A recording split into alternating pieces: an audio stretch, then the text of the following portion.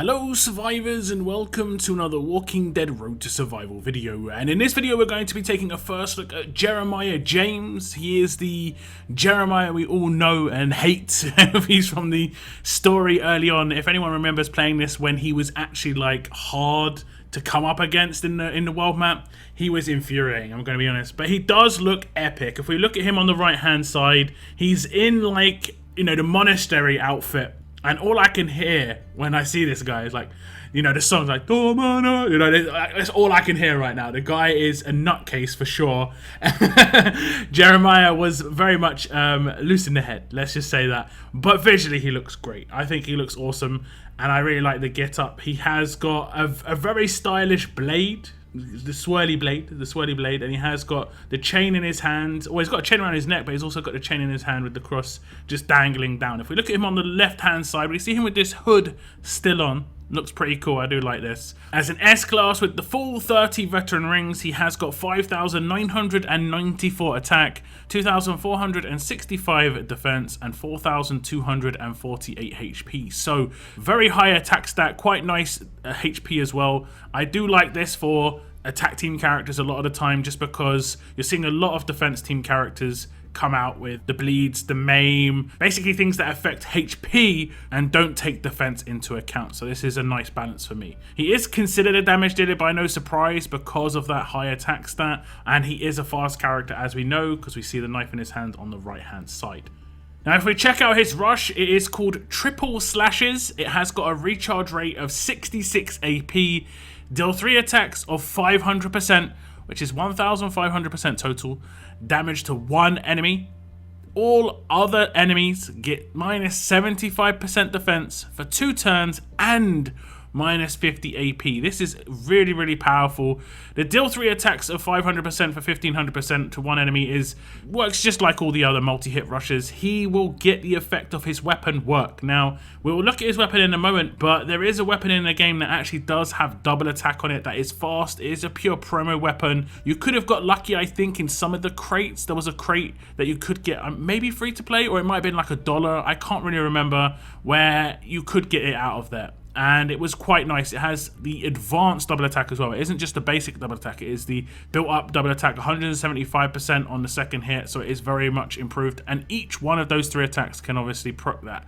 All other teammates getting minus 75% defense is amazing. It does play into his 6-star version. If you remember, the alert Jeremiah was a defense down character, so it does make sense there, and minus 75% defense is crazy levels of defense down. Now the AP on top is awesome, because this means that obviously if he takes anybody out and they've got like Outlast or something like that, they should be AP drained and not have their rush in that situation. That basically means any follow-up damage is going to be heavy nuke. They're going to be so down on defense. You're talking about like, you know, 10,000 defense characters going down to 2.5k. You know, I can get 2.5k on a 5-star character. So that is crazy levels. So they're going to attack this team right here, and there's a lot of defense stats on some of these characters. 9,000 on Jesus, 8,500 on Pete, 9,500 on Trader. So pretty good defense stats around all of these characters. We're going to just line up all the attacks on the Trader because we have got some fast hitting weapons, so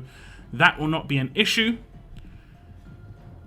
Now we can cleanse with Axel. We have just been impaired, but we are going to take some damage because of the cleanse. Now as you can see, we've got 2 very quick rushes, and we're going to rush with Jeremiah first to just do some damage.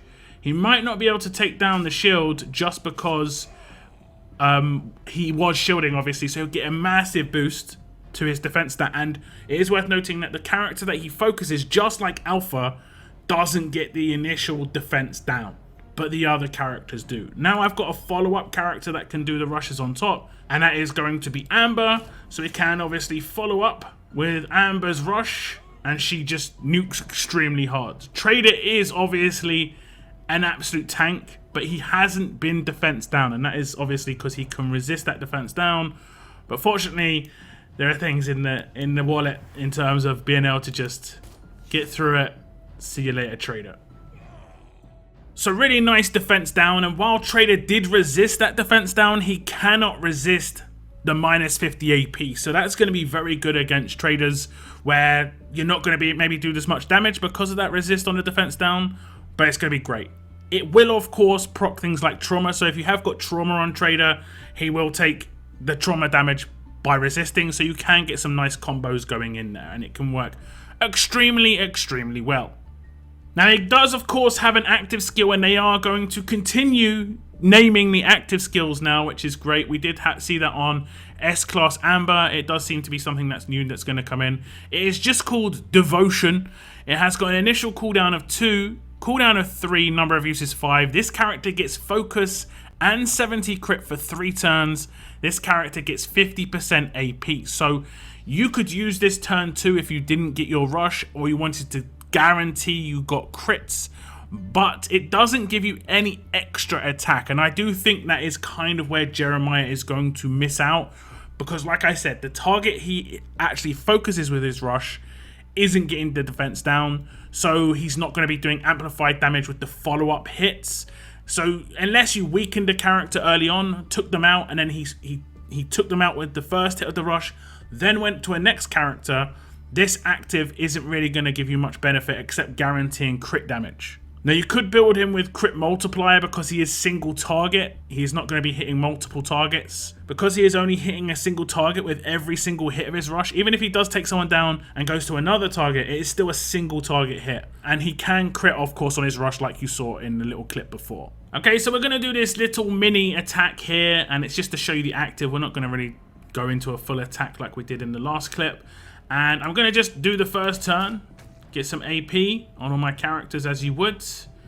And now Jeremiah is going to do his active. He's going to get a few buffs. He's going to get the focus. He's going to get the crit. But he is also going to be able to bypass shields with that focus. That's the most important thing. You saw on the last clip when I focused on Frost, he didn't do as much damage because, as you can see, Frost has a defense bonus because he's defended. And also there was a few alert weapons in there and they stacked together. Whereas Nick is much weaker defensively compared to Frost. He only gets a 10% boost because of the weapon that Pete has in his hand. So I should be able to take him out with at least 2 shots, maybe 1. And then the follow-up hits will go to Frost, who should have defense down. Should be the way it goes. Let's have a little look. So it will take out Nick by the looks of things. And it looks like it's going to take out Frost as well. 4k, then 14k on the follow-up hit.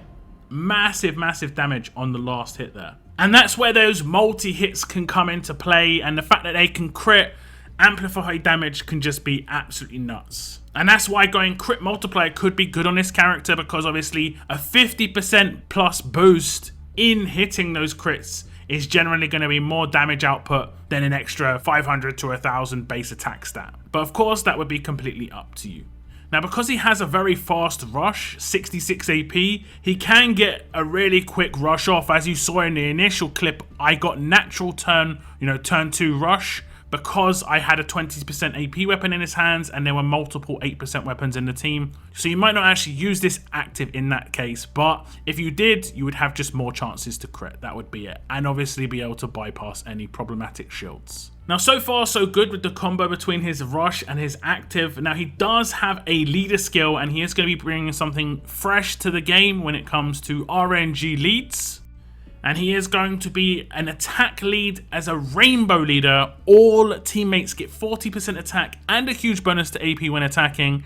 Up to 5 enemies get Disarm for 2 turns. So obviously that's going to be extremely powerful against certain characters. Stun on defense, impair on defense are not going to work on the first 2 turns. Absolute defense, AP down, anything that is basically when you attack them, something can happen. Or when, the end of their turn, something can happen. For instance, Akira can be disarmed and then he would no longer be cleansing.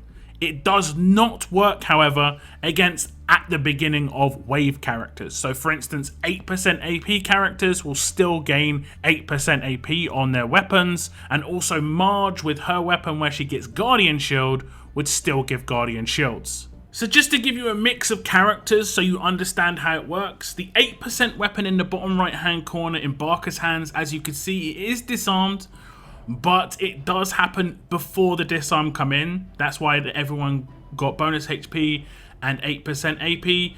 The Top left-hand corner, we have got Reflect Weapon on Lee. That has been disarmed, so if I was to attack Lee in this situation with my entire team, no reflect damage would come in. Now, the top right-hand corner, you can see that Akira has been disarmed because he has not got a disarm resist, and that would stop his cleanse from being able to wipe any effects on him. However, the Akira in the bottom left-hand corner has got a disarm resist. He resisted the disarm on the leader skill, and that means his cleanse would work. So you can obviously combat this with disarm resist. Now, in the middle slot, you can see that Marge isn't even getting disarmed, and that is because her weapon only works at the beginning of each wave, and thus it just isn't even, she's got nothing to disarm at this point. Her weapon is just not seen as a disarmable weapon because it already happens at the beginning of each wave. It's kind of strange that the 8% AP weapon doesn't have the same sort of situation occur, but Marge seemingly cannot be disarmed. Her weapon will always happen because just like an 8% weapon, it happens at the beginning of the wave before the disarm comes in. So hopefully that's clear on what effects will and will not actually work based on the fact that things are getting disarmed by the leader skill.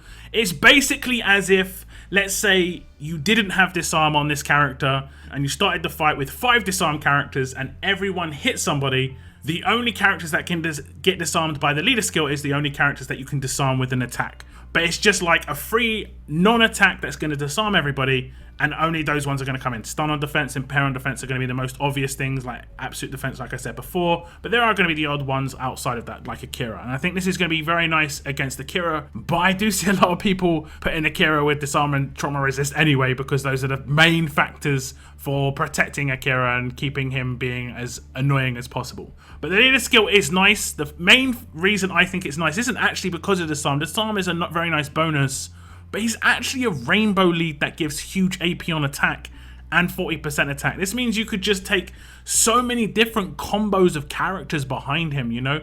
You could take Andrea, Nor, and Priya in a team behind this character, take a command, you've got the defense down from the lead, you've got a lot of damage and AP gain from characters, really quick potential teams. You could obviously get really nice combos on first turn teams because you can take characters that are tough and fast and definitely get the leader bonus here. Jeremiah himself can obviously pop turn 1 with the right combo and he gives defense down, so I can see turn 1 teams benefiting massively from Jeremiah as a leader. Now we'll go across his weapon to see what that has to offer. It is Jeremiah James's Violent Dagger. It has 30% attack, a medium bonus to AP when attacking.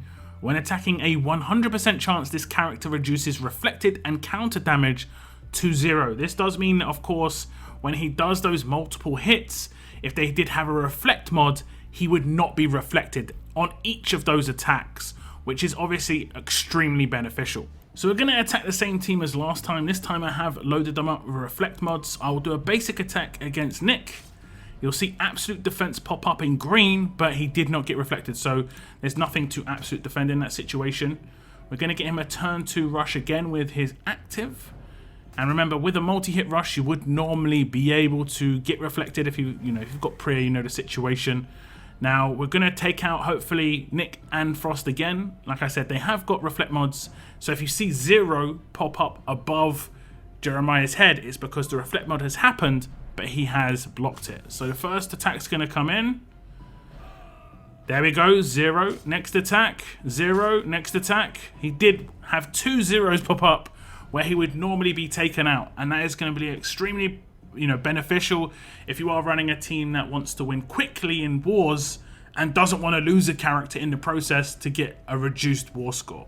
So I think his weapon is actually pretty decent. We have seen someone who's got this to a certain extent already. I believe it is going to be S-Class Negan. But for Jeremiah, I think it works a bit better. Negan is more of a damage dealer, whereas I see Jeremiah as more of a support character that can do damage, if that makes sense. He is doing the defense down. That's going to be the main part of his rush. Your follow-up damage is the big deal. Whereas Negan kind of needed to do damage himself, so you would have wanted to see something that amplified that in the third slot, and he just didn't get that. Now, I did get extremely lucky with the upgrades in the test region, and this is what I would upgrade his weapon to be. Kind of standard, just upgrade the attack to 45%, then make it a 5-star weapon, 1535, huge bonus to AP when attacking, 50% attack. This would be on the base weapon. Obviously, if you did want to go for that 20% weapon to self, you would lose that third slot here. You would have to use the Wakizashi and obviously you'd want to amplify that attack as much as possible as well, just to get as much damage out. So overall, I think Jeremiah has a great place in the game because that leader skill is going to be just nuts. The fact that he does bring defense down to the table as well, it means that he can be used with so many different combinations of characters in that first turn team potential. But even if you don't have him in the first turn team, or just have him as a support character rather than as the leader, he's still going to be so effective. Minus 75% defense is such a high level of defense down. Every bit of follow-up damage after that is just going to be so massively amplified, and you're going to really, benefit from this. If you're someone who doesn't have the hugest amount of attack stat on your attack teams, you can maybe go for different effects in your 4 slots. For instance, the Trauma Axe, you do lose a 1535 there, but with minus 75% defense, you're not going to feel that in any sort of way if you did already. But that is S-Class Jeremiah, guys. Do tell me your thoughts on this character. Leave your comments down below. He is going to be the next promo character coming to RTS. I want to thank you very much for tuning into my video. And as always, keep on surviving, guys. Keep on surviving.